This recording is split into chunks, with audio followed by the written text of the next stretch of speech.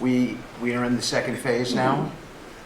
We've stood up for the first time, Mr. President, on your behalf, a technocratic, all Arab government. We've got the terrorists out of there, and they're going to demilitarize. They will, because they have no choice. So we expect that. Pardon me? And now we want to get Hamas no guns, right? Right. They're going to give it up. They're going to give up the AK-47s. We're going to get that. A lot of people said they'll never disarm. Looks like they're going to disarm. So we had 5 Russian generals last Sunday in Abu Dhabi with Jared I and Dan Driscoll, and we think we made a lot of progress. The talks will continue in about a week, but lots of good things happening between the counterparties discussing the land deal. They're talking together. We have a security protocol agreement that's largely finished, a prosperity agreement that's largely finished, and I think the people of Ukraine are now hopeful and expectant that we're going to deliver a peace deal sometime soon. And because of the cold, extreme cold, they have the same that we do. I personally asked President Putin not to fire on Kyiv and the cities and towns for a week during this. It's extraordinary. It's not just like cold, it's extraordinary cold, record-setting cold. Over there too, they're having the same. It's a big pile of bad weather, the worst. But it was they said they've never experienced cold like that.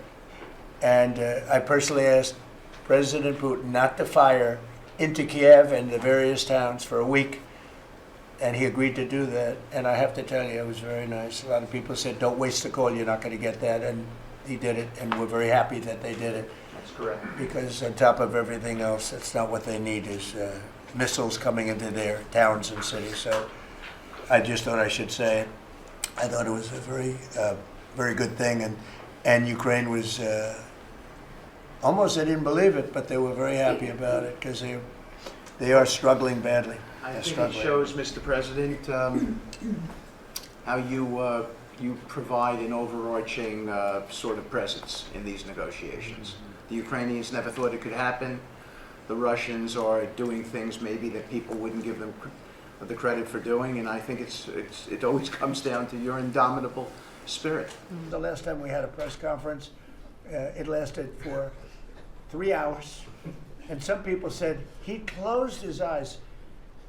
Look, it got pretty boring. In all fairness. So with that, we are going to ask a couple of people to say a few words, and we're not going to go through the whole table, because the last time we had a press conference, it lasted for 3 hours, and some people said he closed his eyes.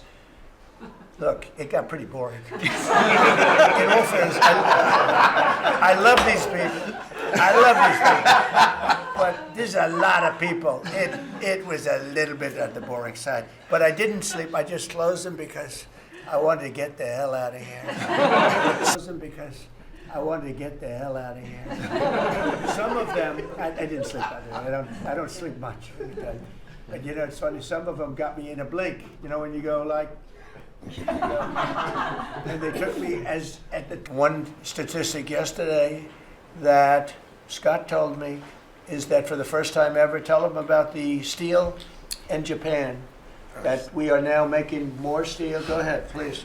So yesterday they reported for the first time in 26 years, the United States of America produced more steel than Japan.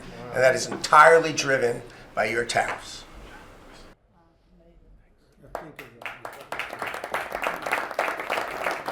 If you like this video, then like, share and subscribe to Mirror Now.